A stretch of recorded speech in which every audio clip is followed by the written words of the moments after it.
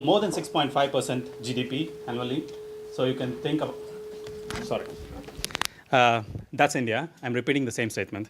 We are growing more than 6.5% on GDP annually. So you can see the growth potential what India has.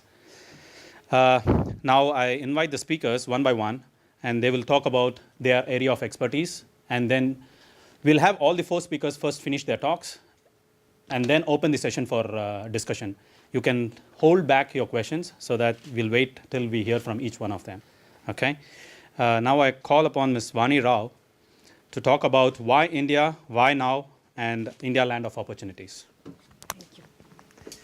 Please show me how to go to the next slide here. You can either use this or you can use this. It's your choice. I think this is more comfortable. This you can This? use any of these. Yeah. It goes to the next slide. Yes. Okay, thanks. Okay. Thank you. And if you want, Good evening. It's a pleasure for me to be here today. I'm very happy that Tel Aviv University's MBA program has organized this event. For us in the embassy, it's always a pleasure to get out of the four walls of the embassy and to be with a much younger crowd. And thanks Vasu and the director of the program for the suggestion that we should make it an annual event. We would be very happy to do that. Only last week I was at IDC and they have a similar MBA program which is also taking a large group of students to India, and they asked me to give a lecture. So I was happy to be there and meet the students. It's a commendable initiative. You should do it regularly, and on behalf of the embassy we'll be happy to associate ourselves with the event and to give you whatever inputs we can on behalf of the government. Today I've been asked to speak about why India, why now? A land of opportunity. Several decades ago, it was not India which was called the land of opportunity, but the United States. So if you're describing countries like India as emerging economic powers and saying that they are the new lands of opportunity, there must be a reason for that. It's also an indication that the global scenario has changed significantly in the last few decades. India is not only called as an emerging economic power, it's been described as an Asian tiger. So what are the reasons for this new phenomenon? That's what I'm here to talk to you about. But before that, I must give you the context in which India is moving towards economic progress and development. As you all know, India is a democracy. We are very proud of our democratic credentials. It's one of the world's largest democracies. In fact, the last elections we had in 2009 were considered as the world's largest democratic election ever. It saw a turnout of about 59%, which is quite high compared to the low turnouts in developed countries. And India is also a country where there is an independent media, a very vibrant media in all languages, not just English, which is extremely critical of the government and takes up all issues on behalf of the common man. We have an independent judiciary, which in the last few years has made a mark by being very activist and on its own takes up various issues which matter to the people, and it has been very successful in keeping the political system and the government in check. We have very active civil society organizations. They take up a range of issues, anything from environment, education, gender issues, development, poverty, you name it, and there are civil society organizations which are active in India. And we have a very secular and diverse society. There are several religions in India. People practice them freely. And it's a diverse society, not just because of that, but because of the number of languages people speak, the racial origins that people are from. So what binds India together? On a lighter note, it is said that there are only two passions that bind India and Indians, and these are Bollywood and cricket. So thanks for that. English is a common language Hindi is the official language, but English is a language in which we've all been educated. Our textbooks are in English, and most of the official work in India is in English. Why are all these factors important when we talk about India as a land of opportunity in terms of trade and investment? They are very important because these factors are essential for investors and businessmen. They provide a sense of confidence, stability, better governance, and they provide them the ability to approach the judiciary in case of any complaints or dissatisfaction. Now, India's economic credentials. India is one of the few countries which has maintained a stable economic growth even in the last 2-3 years of global economic recession. It's a tribute not only to its economic credentials, but also to the fact that it's economic power which is here to stay. In the last 5 years, our economic growth has been at the rate of 8.5%. And for the next year, our government has tempered it down only slightly by about 7.5%. And we hope to maintain that. So how is India able to maintain this rate of growth? It's because India's growth is fueled mainly by a very high domestic demand for products, for services, for technologies. There are so many people in India, 1.3 billion, that the Indian market itself is quite enough to sustain the economic engine of the continent. But at the same time, our rate of domestic savings is also very high. It's 35%. So you might ask, so with that kind of domestic savings, why do you need foreign investment? The fact is, our foreign investment rate that we are expecting to fund all our infrastructure needs is about 39%. So there is that shortfall, and that's why we are looking at collaboration with as many countries as we can. India is a market because of the number of people. It's a market for new products, new technologies and services. Indians are constantly buying anything from appliances to clothing, the latest in the market. You will see all the big brands and retail chains back in India. And not just these, but India is a place where 50% of the global business process outsourcing services are taking place, and a lot of foreign exchange is being earned by India because of that. Because of these reasons, India is not just a market, it's not just an emerging economy, but it's one of the key countries which is driving economic growth. With the rate of economic growth that it has, the size of the market that it offers, the investment opportunities that it has, India is not just a market for your products, but it's also one of the key factors in global economic growth. So numbers really matter. And when you look at India, I just want to give you a small glimpse of the size of the market that India is. A middle class of about 250 to 300 million.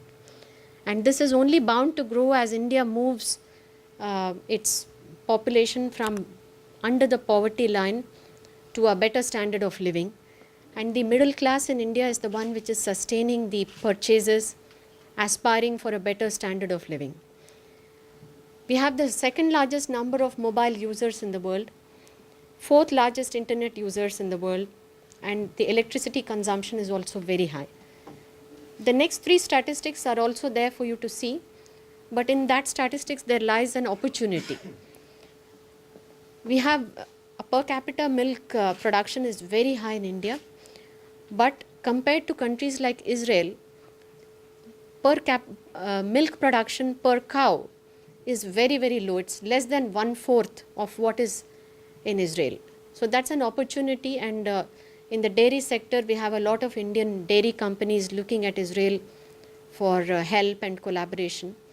Similarly, in the sector of agriculture and food processing, you can see from the statistics that India is the second largest producer of so many things: rice, pulses, fruit and vegetables. But because we have not been able to develop the linkages between the farmers and the market, or to store these things, fruits and vegetables, for a longer time, more than 40% of our agricultural produce is going waste. So that's again a big sector where there is potential for technology and assistance. What does India need? I just mentioned that we need a lot of foreign investment because of the shortfall between domestic savings and what we need in all these sectors. And why does India need so much investment in these core sectors? There are two reasons. We need to sustain the current rate of economic growth to maintain it at 7.5%. Secondly, we also need to meet the aspirations of our population. The Indian middle class, which is about 300 million strong, they want to have a better standard of living. And we also need to connect factories to the ports, the farms to the markets, and generally provide a lot of better roadways, railways, electricity, better telecom facilities to ensure both economic growth and sustainable development. So you can see from these numbers which are the big sectors. So far, India has developed very well in many sectors, but our electronic sector has lagged behind. So that is one sector that we are highlighting in terms of investment because we would like to strengthen it domestically. And in terms of energy, energy security is very important. Again, for the same two reasons of both assuring economic growth and a better standard of living for our people. And our focus is on renewable energy.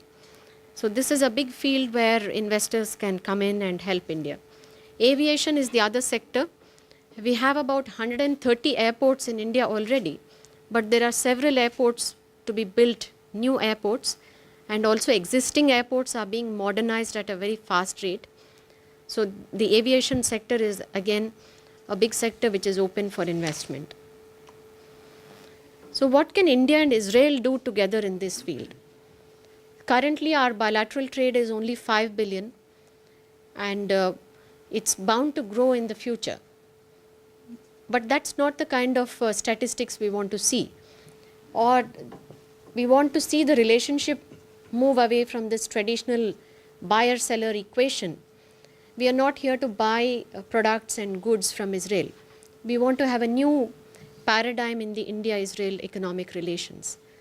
Israel is called the startup nation, and in India we have also declared that this is a decade of innovation for us. So we're looking at Israel as a partner in knowledge and innovation. This is a good match between Israel, which is a leader in R&D and innovation capabilities, and India, which is known for its skilled and highly qualified manpower, low cost of manufacturing, and a rather positive regime for investors, and easy approvals for R&D plants and facilities. So let's look at a good match of these two and see what we can do. India can also be a manufacturing and R&D hub. So many foreign companies, the statistics are mind-boggling. 200 out of the 500 Fortune companies are based in India in terms of their R&D facilities. So that can be a new way of interacting also. The other possible interaction is by looking at India as a joint manufacturing facility. Just an example, there can be any Israeli company which develops a prototype of a new product, let's say a camera or a cell phone. You can develop it here and you can take it to India and have it manufactured on a very large scale, at a commercial scale, and the cost of the product will be very low because of various advantages that India has to offer. And the sectors that we would like to highlight in this are also with a lot of potential. Agriculture, because we are looking at food security in India and because a lot of conditions in India match the conditions here in Israel. Water management, infrastructure, telecom, energy, pharmaceuticals, medical devices. These are the few sectors which are totally below potential right now, and together we can do a lot more. So I've just given you a snapshot of what can be done in terms of economic opportunities. Do look at that, and I wish you all success, not just in traveling to India, but doing business with India, investing in India. I just remembered something that I read once in National Geographic, particularly to those of you who are going to India for the first time. It said that the traveler was describing his experience. He said so far when he had been in his own country, he had seen the world in black and white. But when he went to India, it was so overwhelming that everything appeared suddenly in color. So that's the kind of experience you'll have in India. It will be very vibrant, very noisy, very colorful, very friendly country, and I hope you enjoy the experience. Thank you.